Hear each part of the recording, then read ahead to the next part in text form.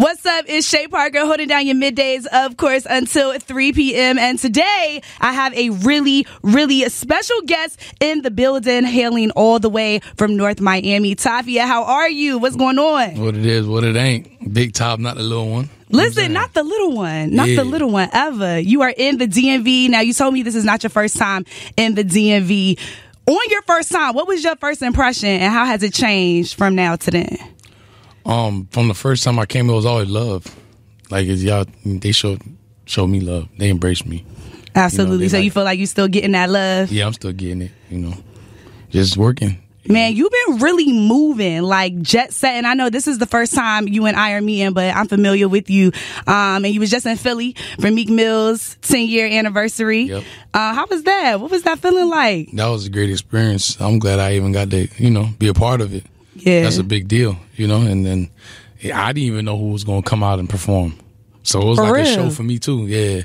The lineup was crazy. Future, Lil Uzi, so many people. You hit the stage too, right? Yeah, I got on stage too. Dang, that's wild. Now, you already know he brought Rick Ross out. I was really happy to see that reuniting once again. Now, just being an artist, you the first signee to Dream Chasers. What's that like? Just seeing sort of what Meek Mill and Rick Ross went through, them reuniting. Like, does it put anything into perspective for you? Like, do you take anything away from that? I mean, it wasn't really there wasn't no beef, like, you know what I'm saying? No heavy beef, yeah, right. It's always been love, yeah. It's like just, it's just, Meek is a level-headed guy, you know, so it was never going to go there, you know what I'm saying? Just, when I seen it, I was like, okay. Like, it wasn't a big surprise, like, it would have happened eventually.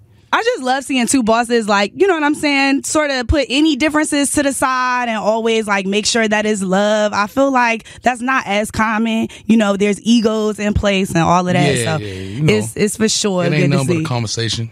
Yeah. Absolutely. Now, listen, you were on one of the tracks on Meek Mill's Flameless 5, Last. I love what y'all did up there. And you also have a record out with Young Dolph, and it's on the Billboard charts. How does that feel? Feels great, let me know, like, I'm putting in that work, the work paying off, Yeah, congratulations on that. I'm trying to have, like, another 4-5 more songs on there.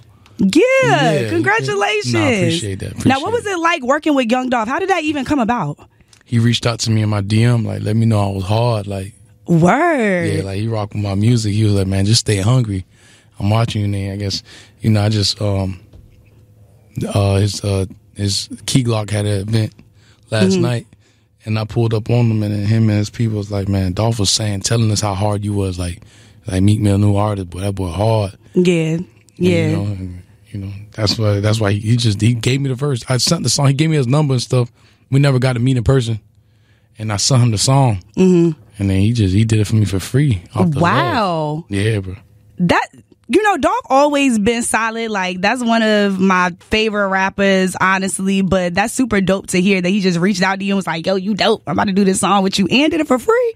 Yeah. Like, you ain't have to put nothing on it. Yeah. Well, at first it wasn't about no features and nothing like that. He was just like, let me know, like, I'm hard and just stay hungry. Like, he kept his word. I was like, bro, like, I listen to your music on a regular, we got the same type of story. So, and then I was like, man, I'm definitely, if you could bless me with one, boy, that'd be love. Yeah. Probably like 3-4 months later.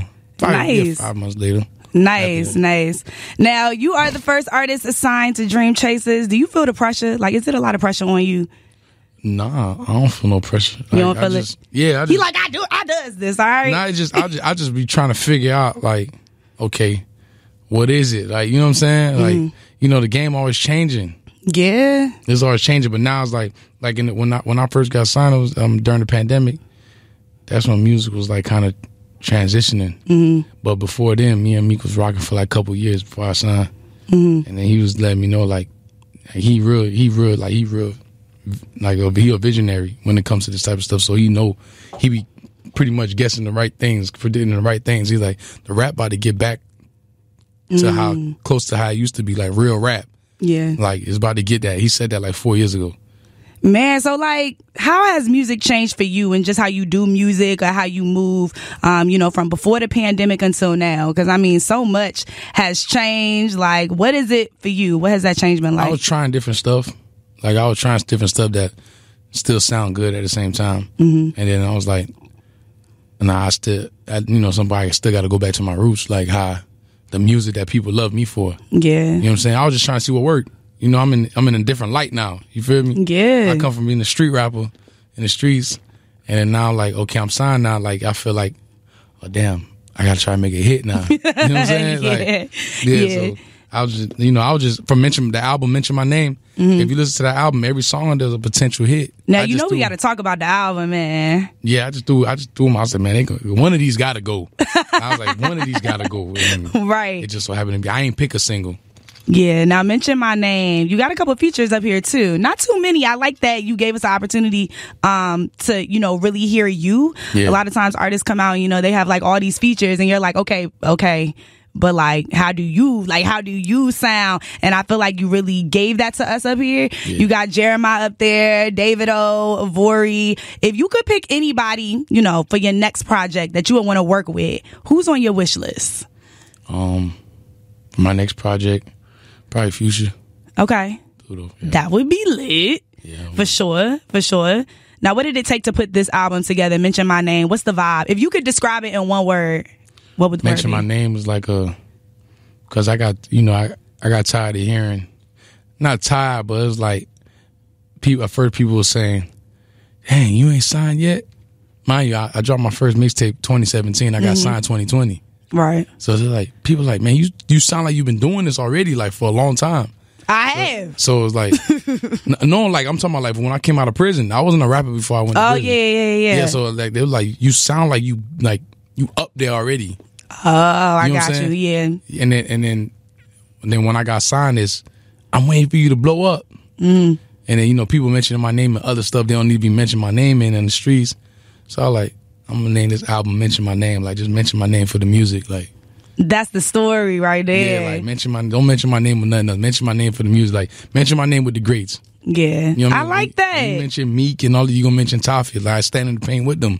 Absolutely. Yeah. I like that. Now, being from Florida, man, Florida got a sound on them. A lot of dope people coming out of Florida, but I also feel like it's a lot of hidden talent there as well. Now, from what you are hearing, in mainstream music, from Florida, of course, you got Kodak Black, you got City Girls, and then knowing what the music is like in the streets, what's the difference that you would tell people? And the difference, everybody got their own style for the most part in Florida. Like, different cities got their own style. Like, okay. It's Florida real unique for real. Yeah. It just, we don't, especially like Miami too, we don't have the outlets like how everybody else got. Yeah. Like, people think Miami just like, it's just like, oh, it's lit. You can go there and get signed. And nah, it ain't that. Nah, it's not that tough. Easy. Yeah. It's super tough. It's definitely the long game, for sure. And what makes it so tough is because when you got a city with so much going on, everybody feel like they're somebody. So nobody trying to, step down and be like, oh, let me put you on. Or, nah, you know what I'm saying? Yeah. Because they're going to feel like, I'm too good to be up under you. You know what I'm saying? See. A lot of people feel like that. See. I don't think like that. Yeah, nah, and I feel like you block your blessings when you have that mindset. Like, it's definitely all about, the mindset. You talk a lot about having, creative control over your music and like making sure that what you're putting out, like, you rock with it as well. Yeah. From being independent to now being signed, do you feel like, being on Dream Chasers, you still have that creative control? Yeah, I do. Yeah. Yeah. They let me have that for sure. I was like, I need that. But, that's what Dream Chasers is all about. That's clutch. Be you, yeah. That's clutch, because everybody definitely doesn't get that. And, as an artist, I definitely talk to people about, how they feel. Like, do you feel like you're really putting out music that, represents you, or giving them just an opportunity to also, tell their fans that if they are working on a project that, is coming from a business perspective versus like the creative perspective. Yeah. So I like that. Now, what's next? Like, what's next for you? Where you performing at? What's going on? I mean, it's about to get crazy. I got the song I Can't Let Up. Okay. You know what I mean? That's out right now. I Can't Let Up. That's a banger, smash. For sure. Video out. And I'm about to drop my next tape, the top of next year, called Street Fancy 4. Oh, so you just going at it like every month we getting something. Street Fancy 4 top of next year, right end of January. Street Fancy 4 is that taste right there. Okay. That's like original Tafia. Yeah, like, I mean, that's what got you signed for real, right? Yeah, Street Fancy is what got me signed. Yeah. The Street Fancy side. The first one, Meek fell in love with the first one. Mm-hmm. Yeah, the Street Fancy 4. So you got to keep that going. Keep that true to you. Street Fancy in a while. Yeah. Yeah. All right, well, okay, so now you know I got to get in your business real quick. Uh-huh.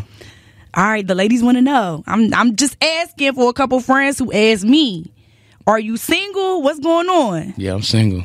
All right, are you single and ready to mingle? Single, ready. When you single, you always ready to mingle. Are you? You know you can be emotionally unavailable though. I ain't emotional. You're not emotional? No. You got to give a little emotion, just a little. Have you ever got your heart broken? Disappointed, not broken. Okay. I get into every situation fresh, like. That's good. So, like, really trying to have no bias, just like. Yeah. All right. What's the hardest part, do you think, of relationships? Or what's been the hardest part, like, for you? For me, it's the lying. The lying? Like, you lying or them lying? Them lying. I told myself when I was 19, I ain't lying no more. When you was 19? Yeah, I told myself. I was locked up. I was like, I ain't lying no more. I don't want to lie to the police. It's over with. Yeah. When I could face my mom and tell my mom the truth, I ain't lying to nobody else no more. It's over with. No, that's a word right there. I always say, why lie to me? I can't beat you up. If I could keep it real with my mom, I could keep it real with anybody else. Yeah, I definitely feel that. Now, in terms of like family and friends, how have things been? Like, how do they react? Just, seeing you on stage, seeing you like really manifest this dream and go full throttle with it. They always say like, boy, you said you was going to do this. Like before anything happened, before I even laid down the track, I said it was going to happen. Yeah. Like I just, I was writing songs and stuff before I even got in the studio. I said, this is what I'm going to do. I used to be like, yeah, my name Tafia. Hottest thing coming out of Miami, about to be the hottest thing coming out of Florida. And you did that. And I said that before I even got to a studio. You know what they say, your mind has to go there before your feet does. So once your mind goes there, like your steps are naturally just, gonna fall in line with that. Yeah. So I love that for you, for sure. We are going to be keeping a strong eye on you, seeing how you moving. I'm listening to the music. I know, once people hear this, if they're not familiar with you, they're definitely gonna have to get familiar with you. And you on Billboard, you on the Billboard charts now. So listen, gotta come with it for sure. Now let everybody know where they can follow you. They can follow me on IG, TAFIA_official. Or you just type in Tafia. Once you type in Tafia, it's going to pop up anywhere. He right, too. You Google him, it's going to pop up. It's going to pop up. Post me, I repost. That's how I show my love back. Comment, I like. Comment back. That's how, All right, now, if they follow you, you might follow back?